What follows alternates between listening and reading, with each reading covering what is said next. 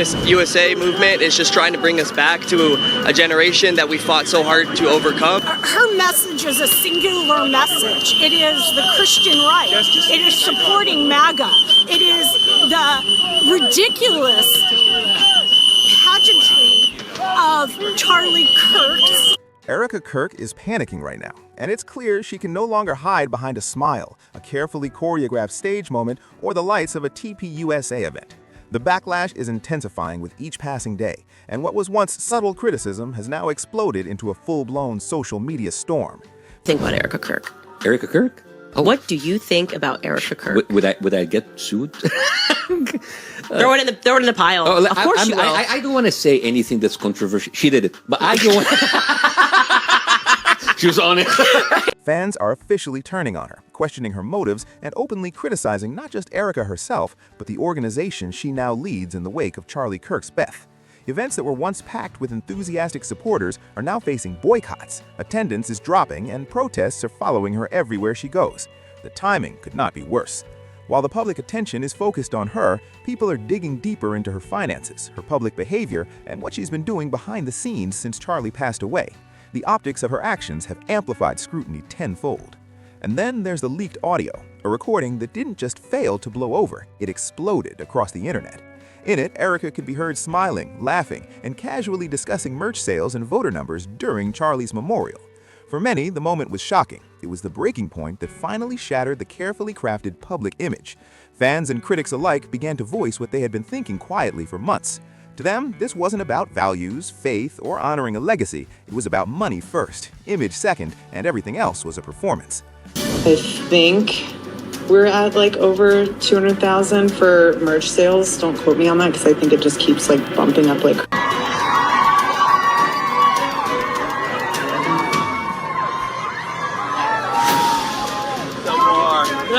Suddenly, the mask slipped and the public started connecting dots. The momentum of donations, merch sales, and relentless event schedules painted a picture of someone leveraging grief and tragedy into profit, and people noticed. Pressure on Erika escalated fast. Fans started walking away, donors began looking closer at TPUSA's finances, and critics circled like sharks waiting for the smallest sign of weakness. Rumors started to swirl that the IRS might be investigating TPUSA and Erika herself, though nothing has been officially confirmed. Yet the mere presence of these rumors added fuel to the fire. People were watching her every move more closely than ever before, questioning every decision, every partnership, and every statement. The culmination of this tension came at the Make Heaven Crowded 2026 tour held at Harvest Christian Church in Riverside. On paper, it was intended to be a clean reset, a way to honor Charlie's legacy and promote a sense of Christian revival.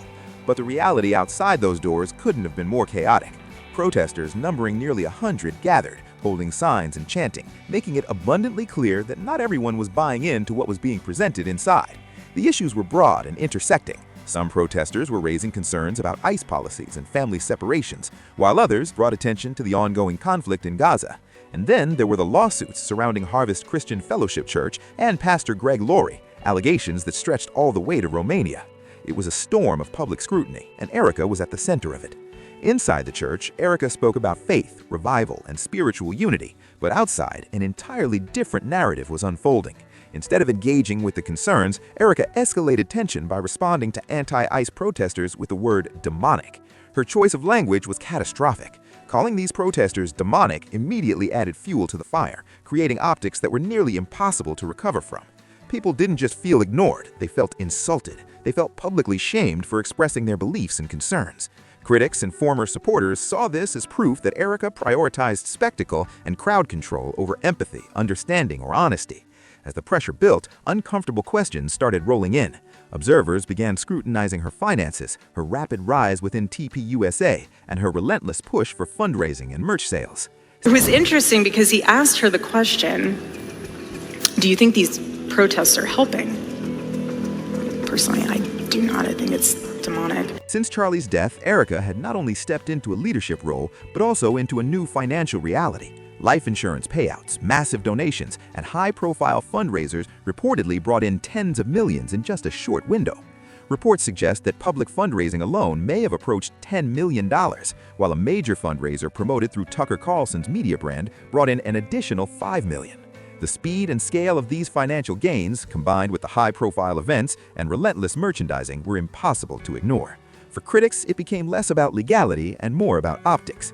Even actions intended to honor Charlie, like charitable donations, a $1 million donation from the Charlie Kirk Legacy Fund, for example, or posthumous awards, were now being viewed through a lens of skepticism. Supporters questioned whether the rapid accumulation of wealth and influence had overshadowed faith, grief, and authenticity.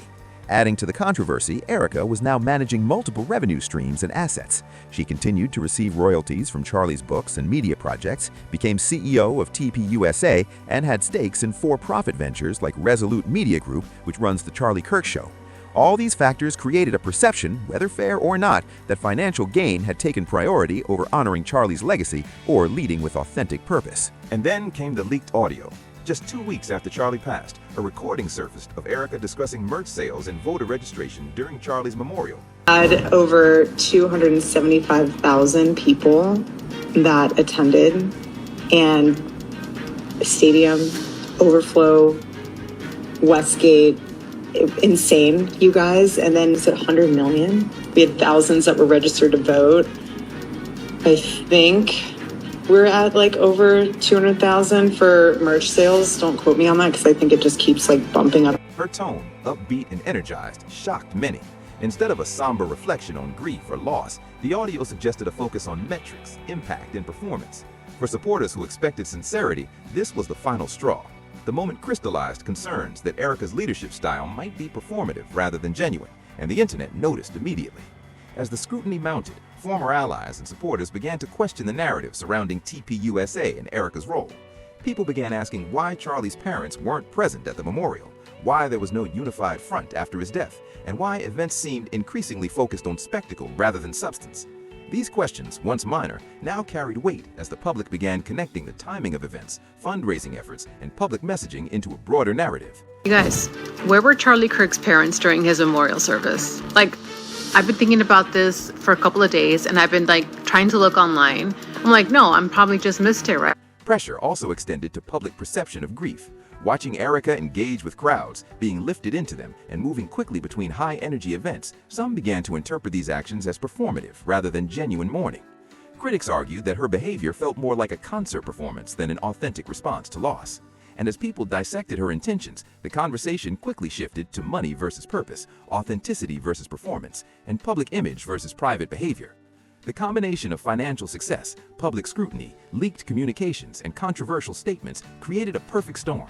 Fans and critics alike began to feel that TPUSA's focus had shifted dramatically from principles, values, and honoring Charlie's vision to spectacle, performance, and rapid accumulation of influence.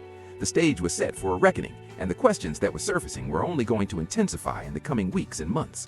At this point, the backlash had become almost impossible to ignore. Social media posts critiquing Erika multiplied rapidly. Former supporters began distancing themselves from the organization. Donors were questioning priorities, critics were circling, and the rumors about financial irregularities or audits added an undercurrent of potential institutional risk. Every move was being watched. Every event, every statement, and every media appearance carried enormous weight, and Erika's next steps would be pivotal. By the time the Make Heaven Crowded tour hit its stride, it was clear that Erika Kirk was operating in an entirely new environment, one of scrutiny, skepticism, and doubt. The narrative was no longer controlled solely by her or TPUSA.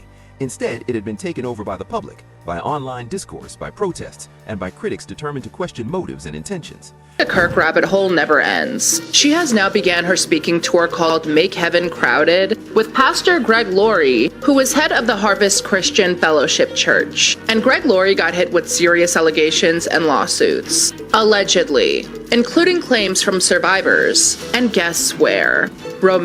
What had started as whispers of concern became a full-blown conversation about authenticity, leadership, and the intersection of grief, faith, and financial gain. And that brings us to the crucial point where the story of Erika Kirk's leadership, public perception, and the legacy of Charlie Kirk begins to pivot into even more intense scrutiny.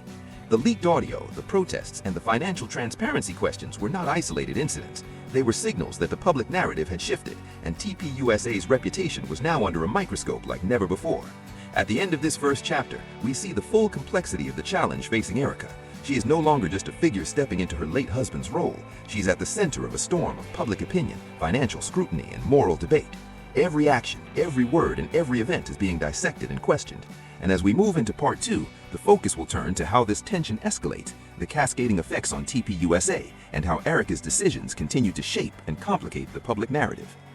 As Erika Kirk's public image continued to falter, attention increasingly shifted from perception to finances. Fans and critics alike began dissecting every detail of her post-Charlie Kirk financial moves. What started as whispers online quickly morphed into widespread discussion. People began questioning the massive influx of money and how it was being managed, especially given the timing of events and leaked communications. Reports suggested that life insurance payouts, donations, merchandise sales, and event ticket revenue had combined to create what many considered an unusually rapid accumulation of wealth in a very short period. To put this in context, sources circulating online suggested that the life insurance policy alone paid out around $10 million, intended for Erika and their 2 children. On top of that, fundraising and public donations reportedly added another $10 million, with major campaigns promoted through high-profile media figures like Tucker Carlson's brand, allegedly generating over $5 million by themselves. While these numbers were never independently verified, the mere discussion of such figures magnified scrutiny and intensified public suspicion. For many observers, it wasn't about legality, it was about optics. The speed at which wealth, influence, and public attention accumulated created a narrative that critics seized upon. Thank you, Mr. President, for honoring my husband in such a profound and meaningful way. And thank you for making this event a priority amid the peace process in the Middle East. Adding to this narrative was Erika's rapid operational control over TPUSA. After Charlie died, she assumed leadership of an organization with nationwide influence and hundreds of thousands of supporters. This was not just stepping into a leadership role, it was stepping into a financial and political engine with significant reach and power. Critics began to ask questions that weren't asked during Charlie's tenure. Were the funds being reinvested responsibly? Were donations being used transparently? And more broadly, was this truly about mission and faith, or had profit become the driving force? The leaked audio, which surfaced just 2 weeks after Charlie's death, served as a catalyst for these suspicions. In the recording, Erika can be heard discussing merch sales and voter registration numbers during the memorial itself. Her tone was upbeat and energized, not somber. She talked about performance, impact, and strategic metrics in a context that many considered inappropriate, given that the memorial was intended to honor her late husband. To the public, it appeared less like an expression of grief or a tribute to her husband, and more like a business strategy meeting. Critics pounced on this, arguing that her priorities were already misaligned in the first weeks following Charlie's death. It wasn't just the audio that raised eyebrows. Social media users began connecting past and present behaviors, looking at event attendance, fundraising strategies, and online promotions. Every merch update, every tour date, and every high-profile appearance was analyzed through the lens of profit versus purpose. And when combined with ongoing protests outside events, these patterns painted a picture that for many undermined Erika's credibility. Speaking of protests, these weren't isolated incidents. They were public indicators of discontent that continued to grow. The Make Heaven Crowded tour, for instance, became a lightning rod for criticism. Inside, Erika spoke about revival, faith, and spiritual unity. Outside, protesters raised concerns about ICE policies, international conflicts, and allegations tied to Harvest Christian Fellowship Church and Pastor Greg Laurie. And instead of addressing the protests with empathy or a conciliatory message, Erika doubled down, calling the anti-ICE protests demonic. That statement alone caused public perception to deteriorate even further. Critics argued that she had missed an opportunity to bridge the gap with concerned individuals. Instead, her response reinforced the perception that she prioritized optics, audience size, and fundraising over engagement, authenticity, or transparency. Social media erupted. Fans and former supporters began openly criticizing her, highlighting the tension between the message inside and the chaos outside. The optics were now undeniably bad, and each new event or public statement only compounded the scrutiny. Financial scrutiny didn't end there. Reports suggested that Erika had continued to sell merchandise aggressively, push for tour dates, and increase her visibility, while simultaneously managing assets tied to Charlie Kirk's legacy. This included royalties from books, media projects, and stakes in for-profit ventures like Resolute Media Group, which operates The Charlie Kirk Show. The narrative emerging online painted a picture of someone leveraging both grief and the organization for continued financial gain. While these ventures were legal and within her rights, the combination of timing, optics, and public perception created a backlash that was difficult to counter. Meanwhile, discussions about potential IRS audits began circulating. These were initially dismissed by many as just internet chatter, but the timing coincided with ongoing scrutiny over TPUSA's financial operations. Observers noted that Charlie had reportedly considered auditing TPUSA books before his death, a detail that made online audiences view subsequent financial activity with heightened suspicion. Even without confirmed investigation, the rumor itself added pressure, reinforcing narratives of mismanagement or impropriety, whether justified or not. The financial angle also included properties, royalties, and investments. For example, the sale of the Scottsdale home reportedly netted over $5 million, leaving roughly $2 million in liquid cash. Add to that royalties, media ownership stakes, and fundraising revenues, and it's clear that Erika Kirk stepped into a position of substantial financial responsibility and visibility very quickly. For many online observers, the speed and magnitude of this shift raised questions. Was it strategic, opportunistic, or both? What really pushed public perception over the edge was the timing of events and leaked communications. The public didn't just hear about finances, they heard about them during moments of mourning, like the memorial itself. Comments about voter registration numbers, merchandise sales, and event performance were perceived as cold and transactional. To supporters, it felt like grief had been sidelined in favor of operational efficiency and profit. Social media discussions exploded, highlighting this sentiment and creating an environment where every action was now being interpreted as performative. In addition, some former supporters questioned why Charlie Kirk's parents were largely absent from public memorials and events. Their absence, combined with Erika's public energy, fueled speculation that there was more happening behind the scenes. Critics began connecting dots between financial activity, leadership decisions, and public messaging, suggesting that there may have been a shift in priorities, from honoring Charlie's legacy to consolidating control and influence. Even charitable efforts like the $1 million donation to a 13-year-old battling cancer were viewed with skepticism. While undoubtedly generous, for many it felt like a calculated attempt to reset the narrative rather than a pure act of goodwill. Similarly, the posthumous recognition of Charlie Kirk, such as the Presidential Medal of Freedom, while meaningful on the surface, did little to counteract the perception of opportunism online. The leaked audio, financial visibility, and public perception created a storm where fans began asking hard questions. Was this about faith, grief, and honoring a legacy, or was it about strategic growth, visibility, and profit? The answer, as far as online discourse was concerned, leaned heavily toward the latter. Fans scrutinized every event, every speech, and every fundraising effort, often concluding that the mission had been overshadowed by operational and financial priorities. By this point, Erika Kirk was facing a monkey-front challenge: public perception, financial scrutiny, internal organizational pressure, and media analysis. Her every move was being dissected, her intentions questioned, and her authenticity debated. Rumors, real or speculative, about audits, asset transfers, and organizational strategy only added to the storm. The leaked audio, protests, financial scrutiny, and public opinion created an environment of relentless questioning, leaving Erika in a position where every action had consequences. The stakes were high, the public skeptical, and the organization under a microscope. In Part 3, we'll explore the cumulative effects of this scrutiny, the deeper fallout for Erika and TPUSA, and the ongoing implications for supporters, donors, and critics alike. The story doesn't end with controversy. It evolves into a larger conversation about leadership, legacy, and the line between faith and performance. By the time Erika Kirk stepped into her leadership role at TPUSA, the organization had already become a powerhouse with national influence. But the combination of leaked audio, rapid fundraising, and public scrutiny had created a perfect storm that was impossible to ignore.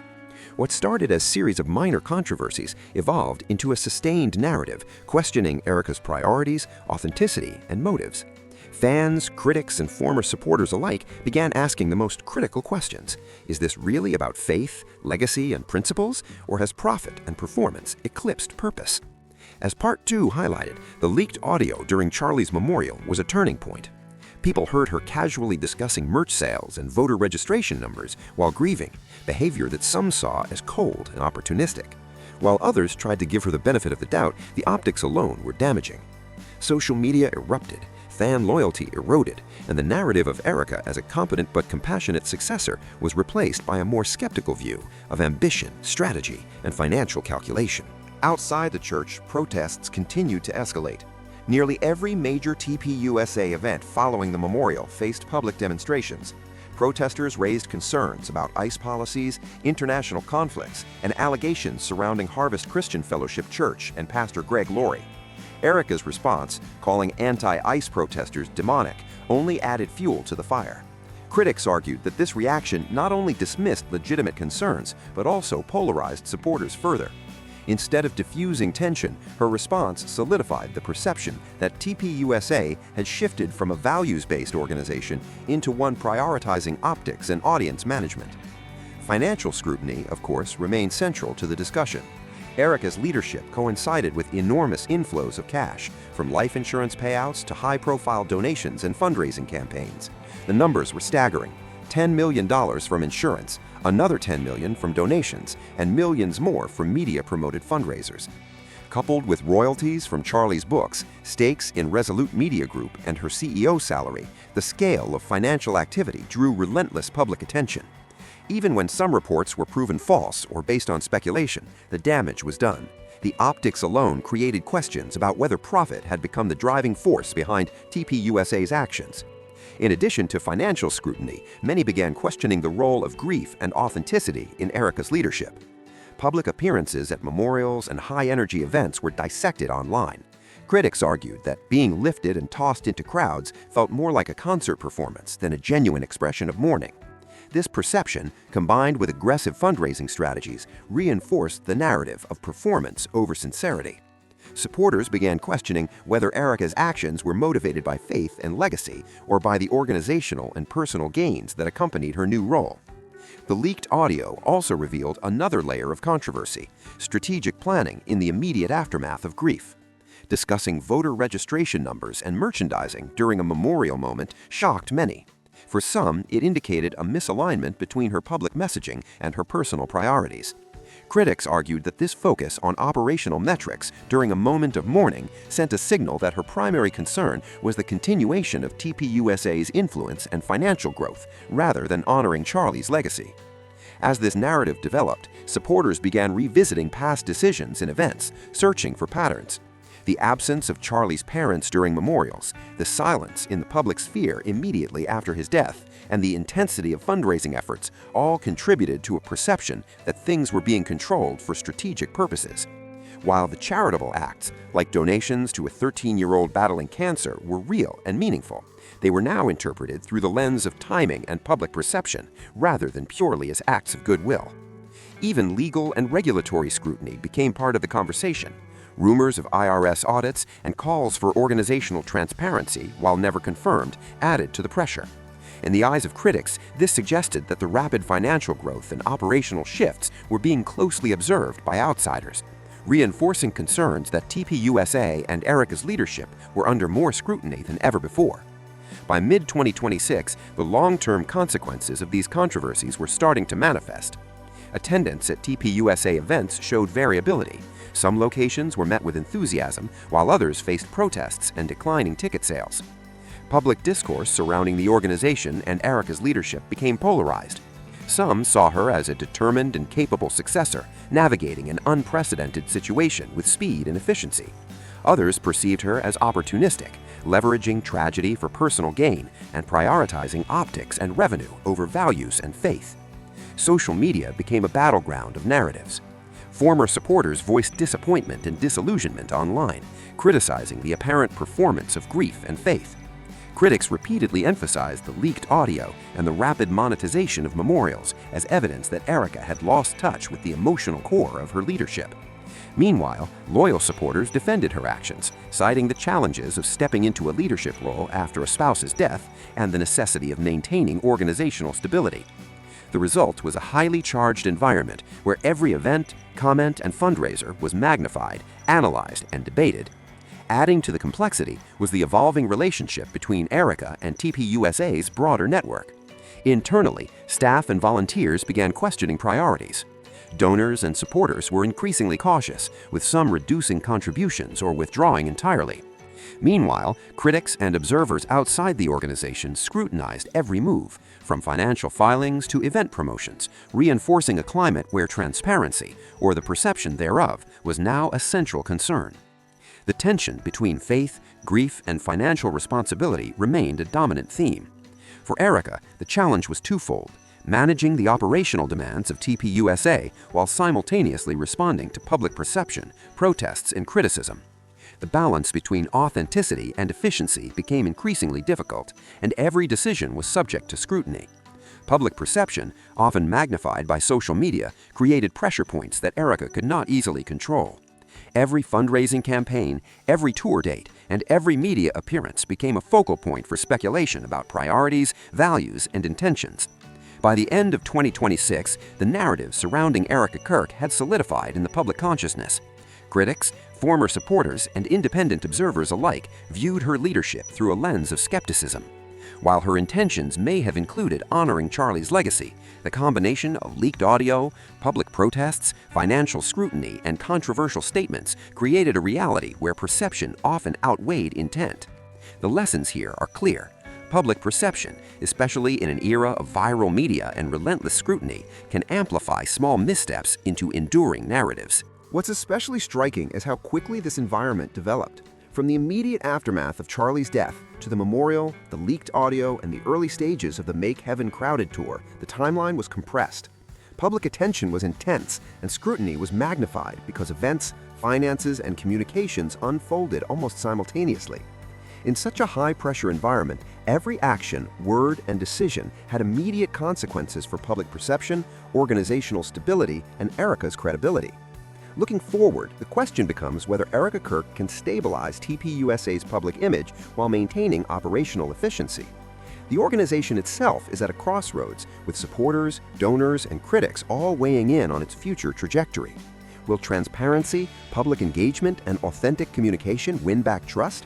Or will skepticism, ongoing protests, and criticism continue to erode influence? Only time will tell. One thing is certain, the narrative surrounding Erika Kirk is far from over. Every future event, fundraiser, and public appearance will be measured against the backdrop of these controversies. Critics will remain vigilant, supporters will continue to evaluate her actions, and the public discourse will remain a defining factor in how TPUSA is perceived. The leaked audio, the financial scrutiny, and the public backlash have created a scenario where every decision carries unprecedented weight. At the same time, though, some supporters argue that Erika's determination, fundraising prowess, and ability to maintain TPUSA's operations demonstrate resilience and capability. They point to charitable contributions, media engagement, and successful events as evidence that she is preserving Charlie Kirk's legacy in tangible ways. For them, this is proof that leadership after tragedy requires balance, strategic thinking, and a focus on both mission and sustainability. Yet, for every supporter, there are critics who remain unconvinced. Online commentary continues to question whether faith, grief, and authenticity are being subordinated to operational efficiency and revenue generation. The narrative of performance over sincerity persists, and public perception continues to challenge Erika's credibility. In the end, the situation is a cautionary tale about leadership under scrutiny, public perception, and the intersection of personal tragedy with organizational responsibility. Erika Kirk's leadership journey is far from conventional, and the pressures she faces, both internally and externally, serve as a stark reminder that public scrutiny can transform ordinary leadership challenges into highly charged viral narratives. The coming months and years will determine whether TPUSA stabilizes, regains public trust, and maintains its mission, or whether controversy and skepticism continue to define its legacy. This concludes our three-part series on Erika Kirk, TPUSA, and the unfolding consequences following Charlie Kirk's death. From the initial backlash and protests, through leaked audio and financial scrutiny, to the long-term challenges of public perception and organizational leadership, this story underscores the delicate balance between faith, purpose, and power, and how quickly that balance can be called into question when public perception and reality collide. Thanks for watching this deep dive into Erika Kirk, TPUSA, and the controversy surrounding her leadership. If you found this breakdown insightful, make sure to hit that like button to show your support and help others discover this video. Don't forget to subscribe and turn on the notification bell so you won't miss Part 2 and Part 3, where we go even deeper into leaked audio, financial scrutiny, and the fallout from Charlie Kirk's passing. Share this video with someone who's been following the story or wants the full picture behind the headlines, and drop your thoughts in the comments. We want to hear what you think about Erika's leadership and TPUSA's future. Your engagement helps us bring more in-depth, factual, and legal-safe coverage to our channel. Stay tuned, because the story isn't over yet.